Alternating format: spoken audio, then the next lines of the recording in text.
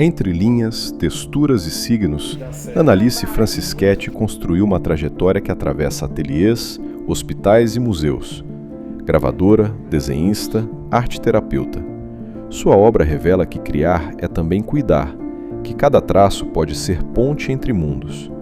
Durante décadas, transformou a arte em instrumento de reabilitação, sem nunca perder de vista a força poética que move sua produção. Seja na delicadeza de uma gravura, na energia de um pictograma ou no sorriso de uma criança, sua arte fala sobre presença, escuta e transformação.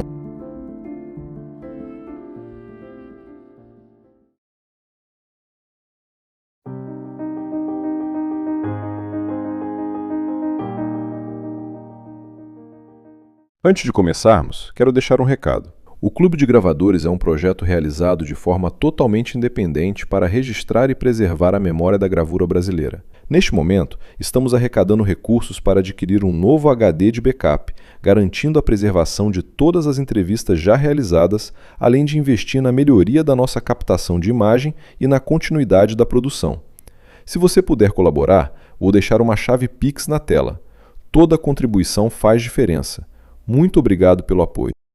O Clube de Gravadores recebe hoje Annalise Francischetti, artista plástica, gravadora e arte-terapeuta. Coordenou por 35 anos o setor de arte e reabilitação da ACD. É autora de livros e artigos sobre o tema e tem obras em acervos como a Pinacoteca, o MAN e o MAC de São Paulo. Sua carreira é marcada pela integração entre arte, saúde e inclusão.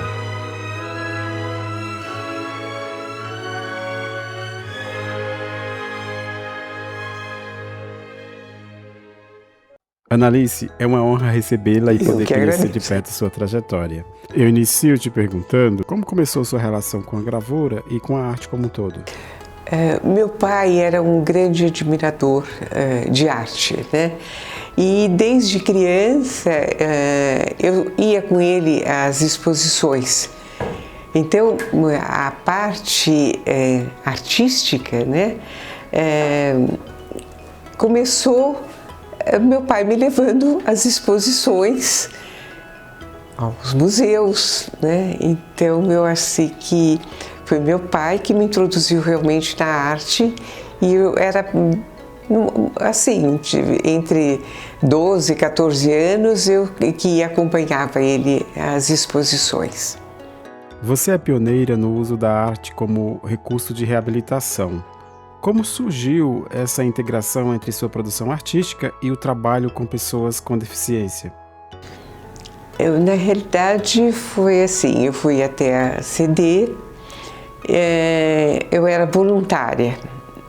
Eu acho que eu permaneci uns 5, 6 anos como voluntária,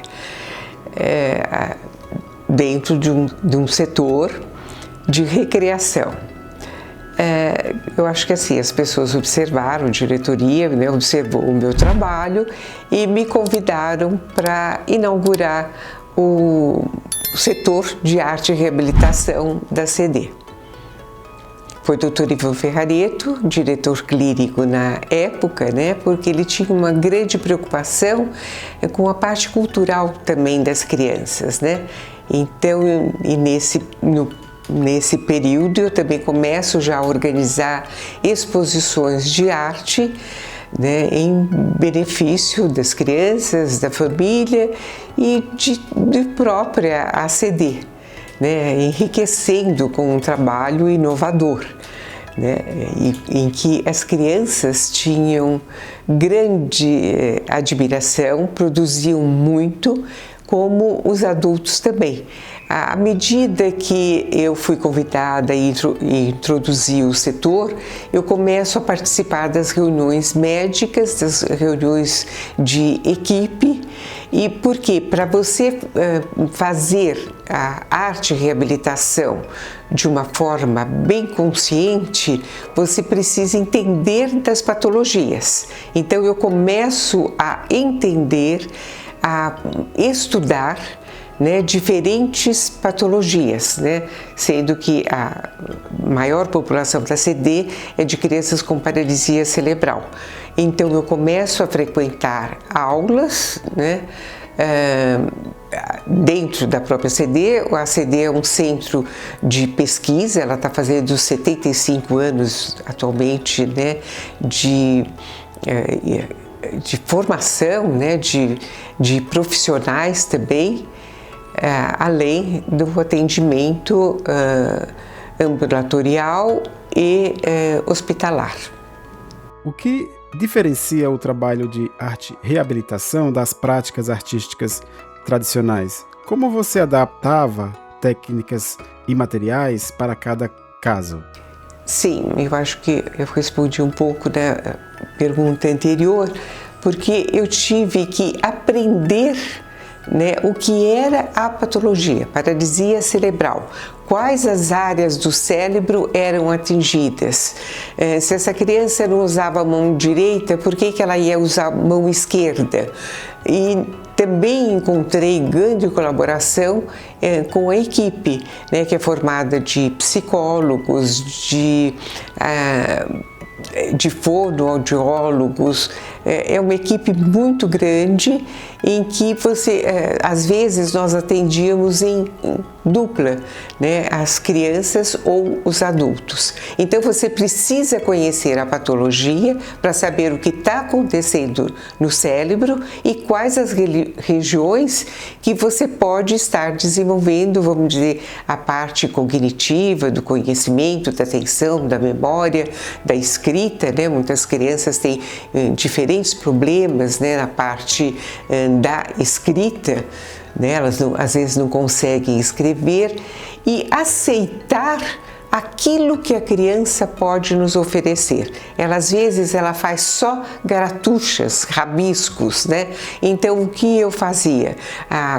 O suporte, um dia era um papel vermelho, outro dia um papel azul, um papel de diferentes gramaturas, para as crianças irem se introduzindo no mundo da arte, mesmo não conseguindo fazer um desenho figurativo.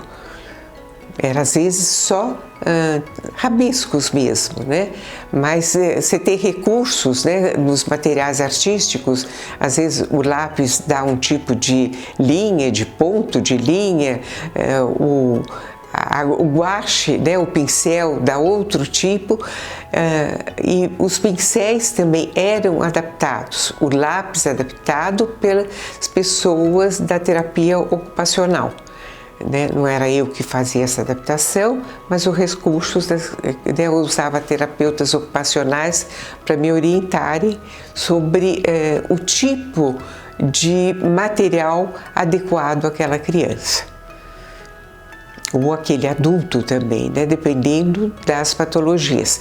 Sendo que algo muito interessante, aos pacientes adultos que vinham com um problema por exemplo, de não mexer os braços, de não conseguir mexer com os braços, nós usávamos uma técnica que eu aprendi com o artista Antônio Lizárraga, em que ele fazia o ditado gráfico. Então, em vez do paciente desenhar, que isso demoraria até ele ter um braço mecânico ou fazer outras adaptações, era eu que desenhava, ele que dirigia o meu desenho.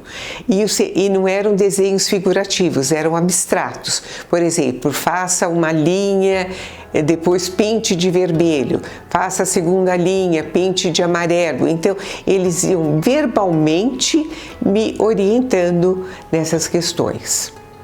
E que eu aprendi com o Antônio Lizárraga, né, que também teve um AVC tronco-cerebral muito grave. Ele ficou sem poder usar os dois membros superiores e ele ditava para uma outra menina que entendia de arte o que ele queria fazer. E ele fez obras belíssimas usando o ditado gráfico. Ele ditava, agora ele era abstrato, né? Porque no figurativo seria impossível fazer alguma coisa mais elaborada, né? Dentro do concreto, né? Linhas, formas quadradas, redondas, é mais fácil. Na sua obra autoral, vemos uma relação forte com signos e alfabetos. Como essa pesquisa dialoga com sua trajetória na reabilitação e na gravura? Olha, na reabilitação, porque eu sou educadora também, eu às vezes usava a escrita. Às vezes, adulto, principalmente adolescente, não queria desenhar. Então eles escreviam uma poesia, um verso, numa cópia, né, de alguns autores. E eu fiz uma exposição na Unesp de Campinas, né, mas eu fiz aqui em São Paulo. Oscar Ambrósio, que foi o crítico, está ali esse painel, né, que eu até guardei da exposição. Esse painel ele fez uma crítica sobre a escrita, né? E também foi publicada na revista da Unesp. Eles fizeram uma publicação sobre essa questão do alfabeto, né? Que aqui seria para os cegos, tá vendo? Essa escrita é em braille, tá? Aí eu também, né, sou encantada, né, pelas letras, né?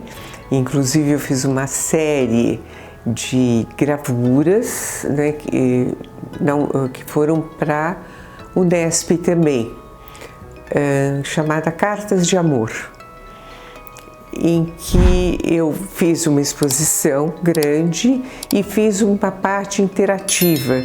Eu gravei nas cartas alguma figura, alguma letra, e eu numa mesa grande ali na Unesp, eu coloquei essas cartas e os estudantes de arte que eram vizinhos à parte da galeria, vinham e escreviam cartas, algumas cartas de amor, algumas cartas mais íntimas, outras cartas aos familiares, mas em geral eram cartas de amor. Então houve uma paquera muito grande entre os meninos, as moças, né, que frequentavam a escola de arte, né, porque a galeria era junto. Não sei se atualmente ainda está, mas era assim, muito perto. Você também registra sua experiência em livros, como Sim. Arte e Reabilitação. Qual a importância de transformar essa vivência em obra escrita? Eu acho que assim, como é alguma coisa muito nova, né, a arte e reabilitação, e eu acho que de grande utilidade, tanto social como médica, clínica também, eu acho que a escrita ajuda a divulgação. As pessoas lendo podem ter vontade, né, de fazer este curso e estar atendendo outras pessoas. Então é o efeito multiplicador da arte, né? Então, pela escrita, eu acho que a gente consegue atingir um público maior do que para uma exposição. Que aí a exposição, às vezes as pessoas, né, não têm tanto interesse, às vezes as pessoas têm interesse pelo livro mesmo, pela leitura, né? Você recebeu prêmios importantes e participou de exposições no Brasil e no exterior. Como vê esse reconhecimento dentro de uma trajetória tão múltipla? Uma das minhas primeiras gravuras, eu estava frequentando o ateliê do Romildo Paiva, quando eu fiz essa gravura e mandei para o salão. E, para meu susto, eu recebo um prêmio de gravura dentro do salão. Foi meu primeiro prêmio, uma grande alegria, assim. E aí eu fui recebendo outros prêmios, né, em salões. Nós tínhamos muitos salões, né, nesse período de 90 para 2000, 2010. Ainda tínhamos bastante. Hoje em dia eles são bastante restritos, né? Mas antes em todas as cidades do interior, né, mesmo no norte, em Belém do Pará tinha o salão, como é, Marajoara, Belém, eram salões grandes, né, que os críticos daqui de São Paulo iam para Belém. Eu recebi também prêmios em Belém e outras cidades aqui do interior, cidades, tenho bastante prêmios. Quais foram os maiores desafios ao conciliar a carreira artística com o trabalho contínuo em arte reabilitação? Não foi fácil, porque eu comecei quando minhas crianças eram pequenos, né? Eles eram ainda pequenos. Eu lembro assim que às vezes eu secava as gravuras no varal, tinha a fralda, se usava a fralda antigamente, tinha a fralda e a gravura. Então isso é uma visão que assim que eu não esqueço, entende? A fralda das crianças, porque eu tive um filho atrás do outro, né? Então é uma coisa bastante característica, sou eu, né? A mãe e a gravura, a artista, né? O que ainda te inspira a criar e a se dedicar à arte? E que mensagem ou legado você gostaria de deixar para as próximas gerações de artistas e terapeutas? Eu diria assim, né, que a arte é uma conquista, né? É um sonho, é uma conquista, e eu diria assim, né, que além de você fazer arte, eu acho que é importante você ensinar também a arte, porque você aprende muito com o outro, né? Aquele que é teu próximo, você aprende muito também. Então, não ficar isolado num ateliê, né? Eu acho que a arte precisa ser vista, né? Ela tem um papel social muito grande, né? Vocês veem que hoje em dia, eu acabei de mostrar para você um trabalho, né, em que, do mar, em que a minha gravura mar, uma gravura de 10 metros, né, que foi impressa no ateliê da Salete, atingiu 2.700 pessoas, entre as pessoas moradores de rua, não me imitando, mas eles viam a minha gravura, viam um pouco da minha história e depois reproduziam o mar em diferentes situações, em crianças, asilos, crianças cegas, crianças com diferentes problemas, adultos, uma parte assim de pessoas mais velhas que estão em asilos também. Então nós chegamos a atingir 2.700 pessoas com uma única gravura, né? Eles fazendo o desenho que de repente eu fiz, né? De 10 metros de mar. Onde o público pode ver e adquirir suas gravuras e demais trabalhos? Olha, vários, né, museus possuem, né, no seu acervo.